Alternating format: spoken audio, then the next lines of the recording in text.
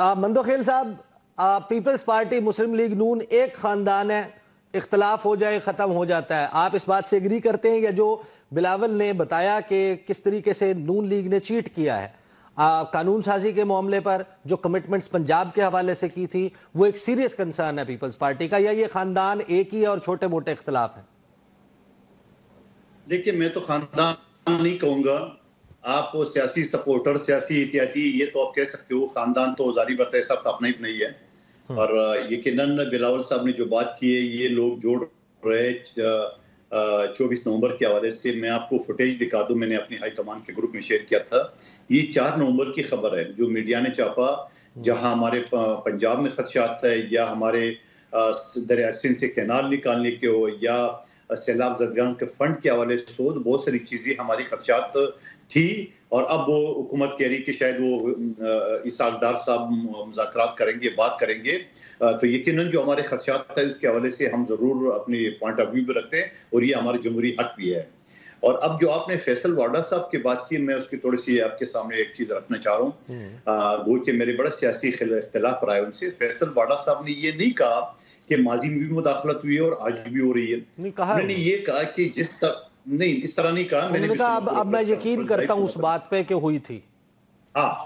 جی، اس نے وہی کہا تھا کہ اگر جس طرح امریکن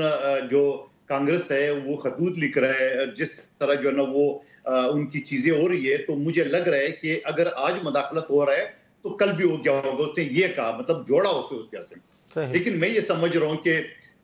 یہ تو مثال کے طور پہ ہم نے تو نہیں کہا کہ absolutely not جو پورا گاڑیوں کے پیچھے یہ لگتے تھے، ٹرکوں کے پیچھے لگتے تھے، آج وہ absolutely not یس میں بدل گیا۔ کل تک جب امریکہ کو گالیاں دے رہے تو میں آپ کو ایک اور چیز بتائیے، ان کی خام خیالی ہے۔ ابھی جو سفیر لگا گیا امریکہ،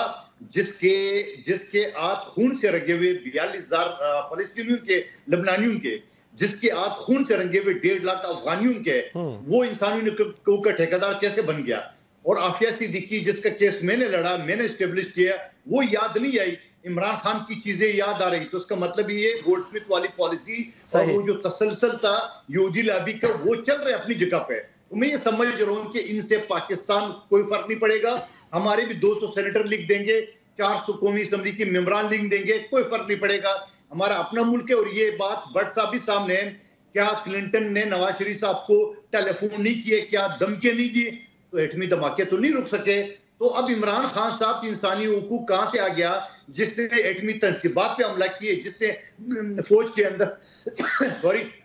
بغاوت جنرل فیس کے ساتھ مل کے بنایا، جس نے یادگاروں کے استعداد پہ کیے، امریکہ کون ہوتے ہوئے؟ میں جواب لے لوں۔ میں تھوڑے سے سب سے پہلے تو یہ کہ مولانا فضل الرحمان صاحب کو ہم نے کہا تھا، انہوں نے جو مسودہ ہمیں دیا تھا، مولانا فضل الرحمان نے خود کہا ہے کہ بلاول بھٹو صاحب نے ان سے جھوٹ بولا تھا۔ اس جھوٹ میں یہ کہا گیا تھا کہ جو چیف جسٹس آف پاکستان ہوں گے وہ،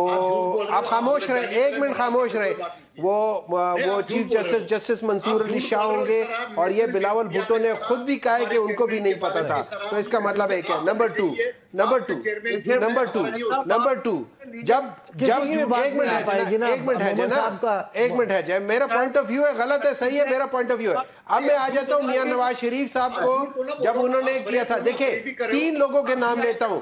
چیف آف آرمی سٹاف 1997-98 میں چیف آف آرمی سٹاف، ٹھیک ہے، chief of army staff general Musharraf, انہوں نے کہا تھا کہ میاں نواز شریف صاحب کلنٹن کے فون کے بعد $5 بلین لینے کے لیے تیار تھے۔ اس وقت AQ خان صاحب نے کہا تھا کہ میاں نواز شریف صاحب اپنے اس میں بکری ہونے والے تھے اور وہ بوم بلاسٹ سے ہٹ رہے تھے، انہوں نے کہا تھا 5 بلین ہے۔ اس وقت کے فورن منسٹر گوہر ایوب خان، ان تینوں کے انٹرویوز آج بھی آرکائیوز میں ہیں، ابھی نکالے ان کے انٹرویوز، تینوں کے تینوں ایک ہی بات کر رہے ہیں کہ میاں نواز شریف صاحب چھوڑ رہے تھے، وہ کہہ رہے تھے میں نے نہیں بوم بلاسٹ کرنا۔ ان تینوں نے کہا تھا کہ یہ نہیں ہو سکتا، نیوکلیئر ٹیسٹ وہ کر سکتا ہے، وہ ان لوگوں نے، تینوں نے یہ ایک ہی بات کہی تھی کہ یہ بندہ پھر گیا تھا پیسوں کے لیے، لیکن ان تینوں نے کہا کہ یہ نہیں ہو سکتا، ٹھیک ہے۔ رہی بات ہی جمہوریت کا